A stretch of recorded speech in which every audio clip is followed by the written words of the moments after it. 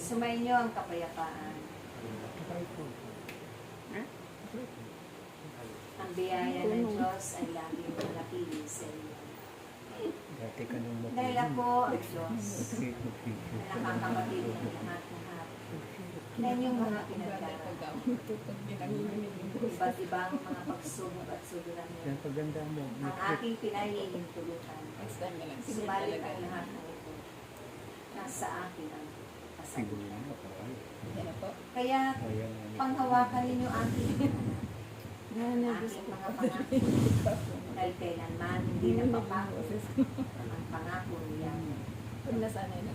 Ako ang lahat nasa aking mga kamay, ang inyong mga buhay, ang inyong mga inilan, nasa aking pagpapasya kung pahahabain ko ba ang paglilingkod ninyo sa mundong ibabaw ninyo.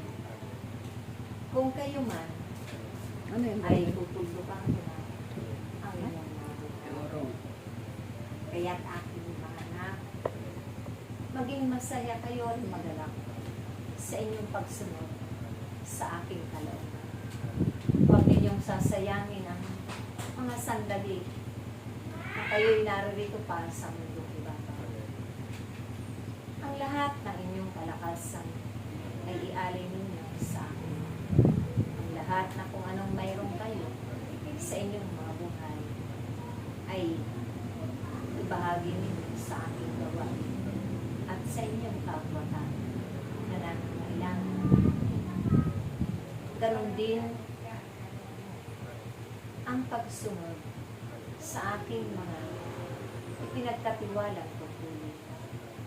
Ganapin ninyo ito ng buong pag-ibig, buong kagalakan, buong kababaan.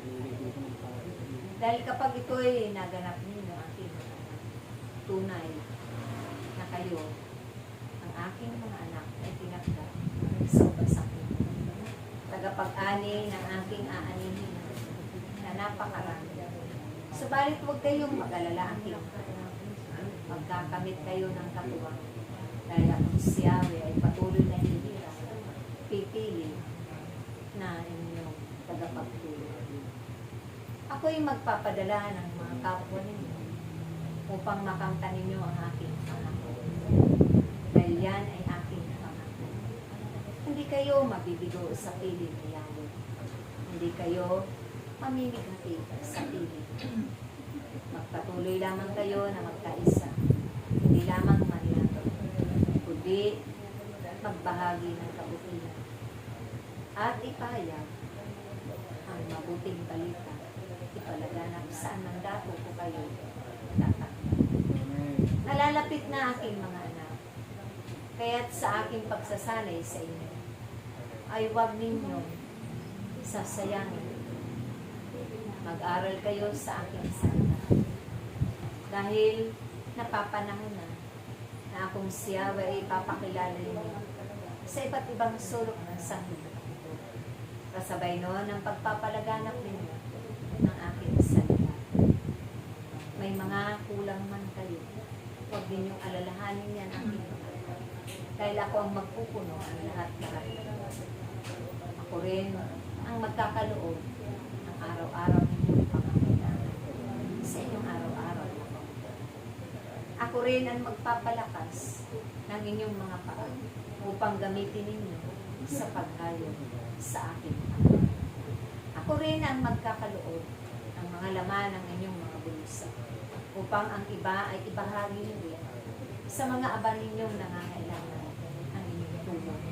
Ganon din sa pananalangin at sa pagpapalaganap ng ating salita. Tutulungan nyo sila at gagabayan din tulad ng paggabay ng inyong punong lingkod sa inyong lahat. Na narito na kanyang nasasakupan dahil kayo ang aking itinakda at pinagkatiwalaan ang mga kapangyarihang iyan upang kayo rin ay magpagaling, magpalayas sa mga masamang elemento na umaalipin sa bawat kapwa niyo. Ang ipanalangin nyo rin sila na magkamit ng bagong buhay sa piling. Mangalap kayo ng mga tupa na dadali ninyo sa aking banal na pangalan upang ang tatak ng aking banal na pangalan ay makamatagilan. Kaya marami kayong gaganapin ang aking pangalan. Subalit huwag kayong matatakot, mangamba, mag-alinlangan.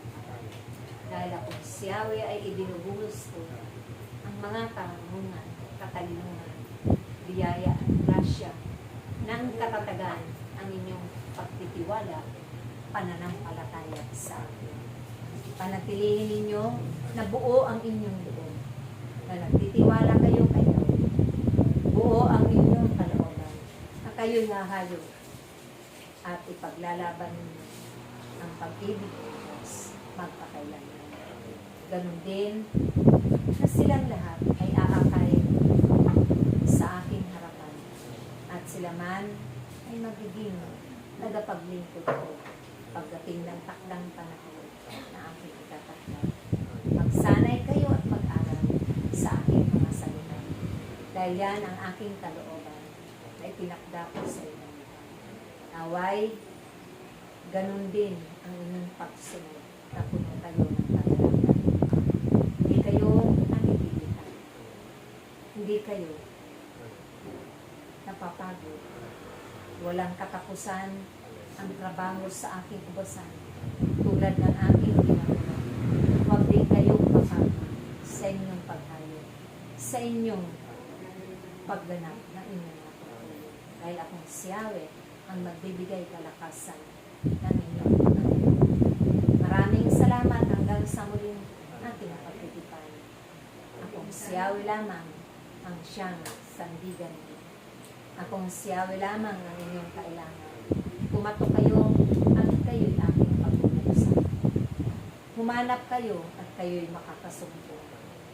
Tumawag kayo kay Yahweh at ako'y darating at ang aking saklolo ay inyong makakapit. Sa ngalan ng Ama